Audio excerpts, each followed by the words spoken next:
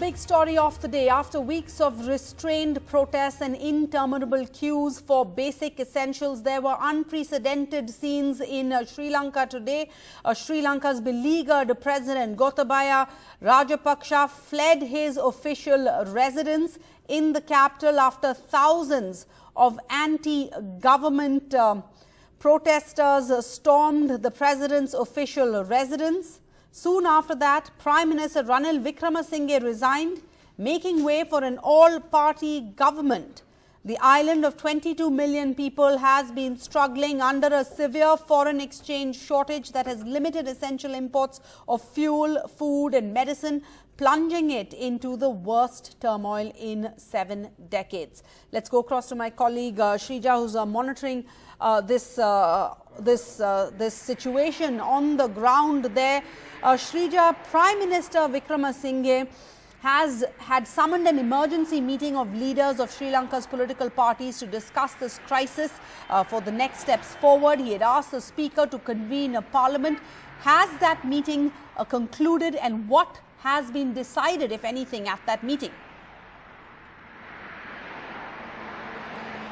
Well, quite a lot of big developments today. Initially, yes, of course, right after the news spread in terms of Gotabaya Rajapaksa fleeing his official residence, Prime Minister Ranil Wickremesinghe immediately convened for an all-party meet. Of course, it did not convene immediately because there were several of the leaders who were not willing to meet for a discussion in terms of forming an all-party government. But eventually, the meeting happened and has concluded. Now, the outcome of this particular meet, we understand that in the coming days, now this is what majority of the leaders, all party leaders, have agreed upon. Now these are certain conditions which have been put forth. It calls for the resignation of Prime Minister Ranil Wickremesinghe and Gotabaya Rajapaksa. Now what really does this mean? When you have the two most important posts, the people resigning from the country, the next 30 days is going to be very crucial for Sri Lanka. But even though the Sri Lankan provisions talk about 30 days, that is the period where they talk about an interim president will be appointed. It goes on to talk about outcome of this particular meet that Speaker will be made as an acting president. But that the leaders also confirmed that's going to be only a temporary stopgap measure at the moment, only for the next couple of days, which means the next few days we're going to see big developments in Sri Lanka, that an interim, all-party interim government will be formed. Now this is the decision that's been made especially by majority of the all-party leaders. And as far as Ranil Wickremesinghe is concerned, who still continues as the Prime Minister of the country, he has expressed his willingness to step down, and he's also said to all the during the party's meet, he's told the leaders that he's willing to do so if an interim government will be formed immediately, to which we understand the leaders have agreed. But again, there's more official developments to cover the next few days, because once the Speaker is appointed as the acting president, we understand or the Sri Lankan Parliament will elect an MP as the president, and after which we understand they will call for, this was going to be an interim government for the next until elections they call for. So this has been the outcome today, what we see. But as far as whereabouts of Gotabaya, that is still not known,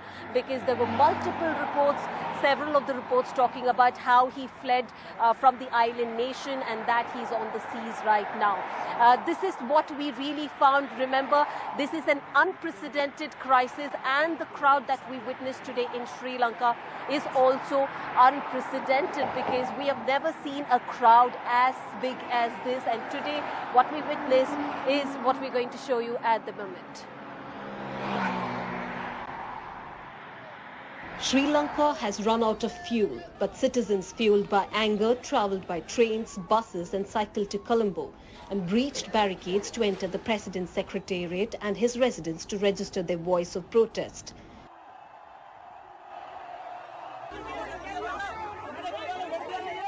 For the first time in Sri Lanka's history, citizens went on a rampage storming the heavily guarded President's house. Visuals show Protesters swimming in the pool and cooking in the kitchen of the president's official residence. Thousands converged at Colombo and stormed the old parliament too. From opposition parties to activists, religious heads and the common man, all joined hands together, outnumbering the cops and the army. In another video, SJB MP Rajita Senaratne was attacked by demonstrators as agitation erupted on the streets. It was an unprecedented protest that we had witnessed today at Colombo in Sri Lanka. In fact, Prime Minister Ranil Wickremesinghe has announced that he's willing to step down, but has put forth certain conditions. He says the World Food Programme head and the IMF will be visiting soon the country, and the country cannot be without a government. If he steps down, he wants another government to be formed. In fact, the discussions are still premature at the moment. Shrija for NDTV. And that's not all. Sanat Jayasuriya, the Sri Lankan great, the former legendary cricketer, was also spotted protesting against President Gotabaya Rajapaksa's government on the streets of Colombo on Saturday. He now joins us. Thank you, sir, for your time. First and foremost, you went out on the streets to protest today. You spoke out on Twitter too. Why did you do so? Why today? Why now? Because today was a crucial day where we saw a dam of sorts burst and the protesters, storming the official residence of the PM and his home and his office. Not today, not today. I've been from the start of this protest, I've been involved with the protesters, and also I've been supporting with them. Not because anything else.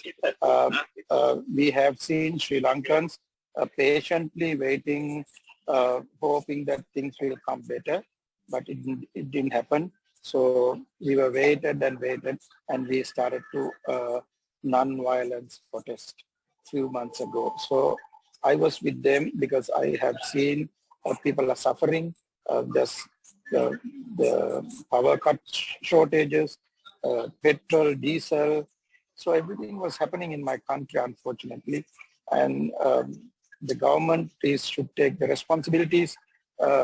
I have not seen anybody taking responsibility. So not only me, the whole country. So they wanted to, the non-violent, the protest, that is why we started. Mr. Jayasuriya, you've also tweeted that, you've never seen a country united like this. The writing is now on your official house wall. Please go in peace. You tweeted elsewhere saying that these protests should continue without violations. But today we have seen there has been violence. 31 people have been critically injured. There are reports now coming in that the Prime Minister's house has been set on fire. Yeah, there are a few deaths in this violence, but the protesters were non-violent from the start. And even today, when we were decided to come, this date was announced earlier. Everyone knows that July 9th is the D-Day for protesters. We asked everyone to come to Colombo, but I think even though there's no petrol, diesel, there's no transportation, no trains, no buses, but people came in big numbers by walking, with the friends, by trucks. Lately, the trains were started. So they came unbelievable. I have never seen this much people coming towards Colombo because they had enough of those people were on queues for days and days. And people dying on the queues. So the people can't take it anymore because it's obvious. It's good that people are waiting this long. We were patiently waiting for this long, and even after appointing a new prime minister, the people were waiting things will happen good for the country, but didn't happen. All right. So, Mr. Jayasuriya, what happens next? That's the big question. All eyes globally are on Sri Lanka. Where is the president? We don't know where is the president at the moment, because when the protesters went into the president's house, then later the president's secretariat, then also the Temple Trees official residence of prime minister. So the people went in. But the thing is, what people want is the resignation of the president, the resignation of the prime minister. So people are still waiting those two to be resigned. They say resign, but officially president has not yet. So the people still on the street and protesting. And you're not alone in these protests, because the former skipper Kumara Sangakkara has also lent his support to the Sri Lankan people. Fellow captain Mahela Jayawardene meanwhile shared similar sentiments. Everyone, because this is not a political party, or we are not into any party. What we want is the people look after the people in this country. It was not happening. The last 1 year or so, the people are suffering. I don't know how to explain. It's so sad to see this is happening to my country. I have never seen this much long queues, vehicles for petrol. So we're very unfortunate. So this is naturally the people's right to protest. The people have the one who got all these people into power. The people's power can push them away. People's power can push them away. Thank you so much, Mr. Jayasuriya, talking to us, Sanat Jayasuriya, at a time when the news has now just come in that a mob has gone on a rampage. They have damaged vehicles belonging to Ranil Wickremesinghe, and that the resident, the Sri Lankan PM's house has been set on fire. Mr. Rajapaksa's sudden departure has raised questions as to whether he will remain in office. If not, what happens next in this crisis-hit country? We have Jeevan Thondaman, Member of Parliament, a former Minister of Housing and Community Infrastructure. He was appointed as the President's youngest state minister, but he resigned amidst the Sri Lankan crisis. We have Meera Shankar, former Ambassador of India to the United States, and Dr. Ahilan Kadirgamar, political economist and writer, University of Jaffna. First and foremost, Mr. Jeevan Thondaman, to you, we want to just get a reaction. We've been hearing, we've seen weeks of, peaceful protests, people standing in long lines waiting for basic essentials. Then we saw these crowds just break all barricades and enter the PM's residence, the office. Now, unfortunately, we are hearing news of violence that has broken out, including the fact that the Prime Minister's residence has been set on fire. Correct. So, to understand where we are at right now, you must go back to the time right after the presidential election, because right after that, simply because the ruling party had 2/3 majority, they had passed some reforms to, the administration, which, turned out very detrimental towards us. For example, the first mistake was the tax cuts. By reducing the tax, it led our country to an even further economic crisis, especially during COVID. Thondaman, hold that thought. I'm just trying to understand the situation on the ground, because what happens when there is no one in charge? You have a power vacuum, you have a president who has fled, and a prime minister who is expected to resign, and you have all of these protesters on the ground. Who is in charge? Let's first go across to Shrija. Shrija, can you confirm that these protests have taken an ugly turn and that the prime minister's residence has been set on fire?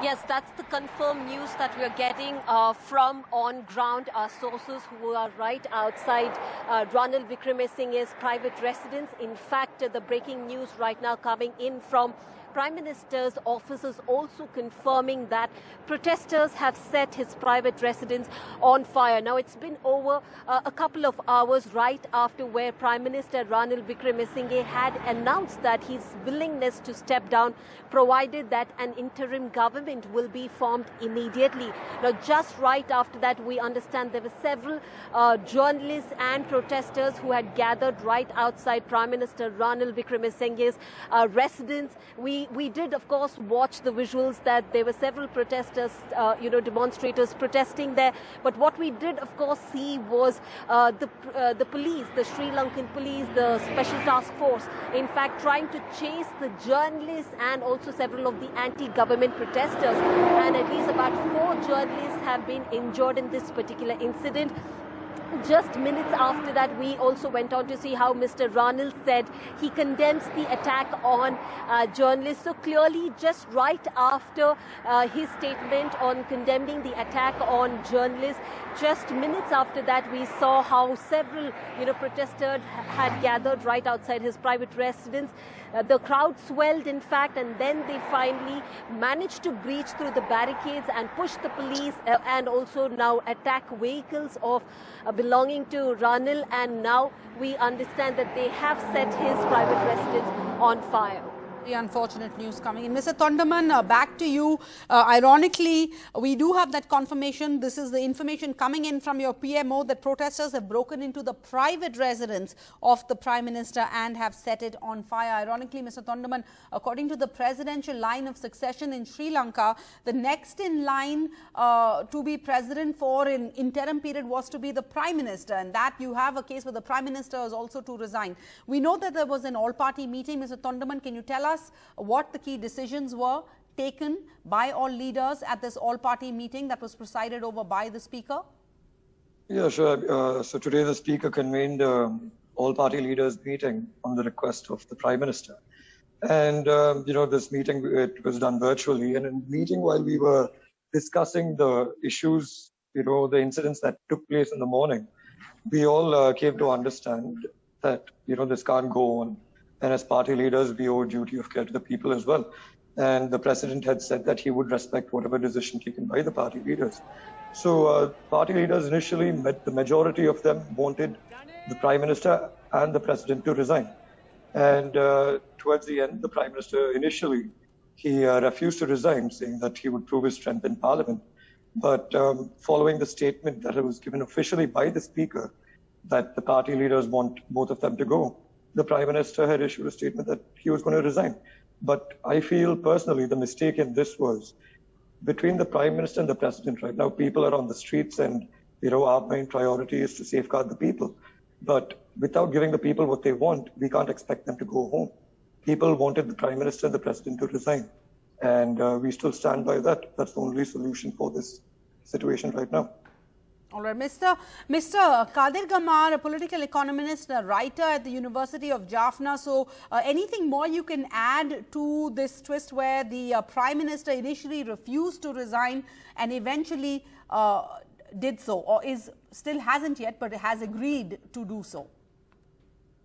Yeah, first of all, I think the appointment of Ranil Wickremesinghe as Prime Minister itself, he had no legitimacy to be appointed. He completely was defeated in the last elections. There was no respect for him. So it was mainly seen as a maneuver to protect the Rajapaksa. So this call for his resignation has been there for the entire 2 months that he's been in office. So I think immediately the expectation of the protesters, and in fact the country itself, is that both the President and the Prime Minister should immediately resign, officially resign, and then an interim government should be formed consisting of the opposition in the existing parliament. And okay, of course, they would have to elect a president, but that president hopefully will not have the kind of powers, because the reason why we're having so many issues is this heavily centralized executive president. So there should also be a process to abolish the executive presidency, which was only brought about in 1978. And there's also been a call for some kind of a people's council of protesters, of professional organizations, and so on, to work with the interim government so that the people's concerns are addressed. Because, to be frank, this parliament has very little legitimacy. People do not respect many of the parliamentarians, and so they want to see much more representation from the people during this interim period, until at such time that we can have elections to form a legitimate government. But of course, this interim government is also accepting a country with severe economic issues. So it's going to be very hard to find stability with a minority government and the kind of serious economic issues that we're facing. I can ask you quickly, just a 30-second answer. How does this all affect the fact that we are expecting to see the World Food Programme Director to visit Sri Lanka this week, and the debt sustainability report of the IMF is also due to be finalized shortly?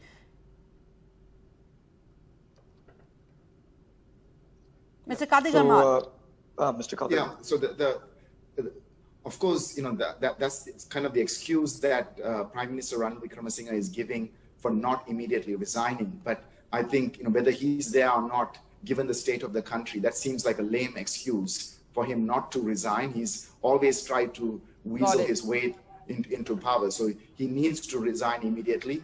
The bureaucrats will have to deal with the visits of these international officials, given the state of the country. All right. And lastly, Ambassador Meera Shankar, of course, the world is watching the developments in Sri Lanka, but perhaps it's for sure India watching very closely, being a neighbor. How does this affect us, our Ministry of External Affairs, watching this developing situation? What are our concerns? How does this affect India? Well, our primary concern, I think, is for the welfare of the Sri Lankan people and for the stability of democratic processes within Sri Lanka and the outcomes that they throw up. Clearly, the people of Sri Lanka had lost patience as a result of the mismanagement of the economy, which had led to a severe economic meltdown.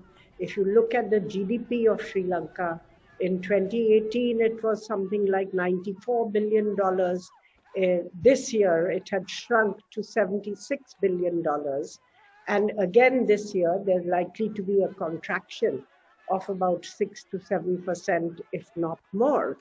And indeed, it's expected that to get back to pre-2018 levels or to 2018 levels, it might take Sri Lanka as much as till 2026 to just get back to the level where it was.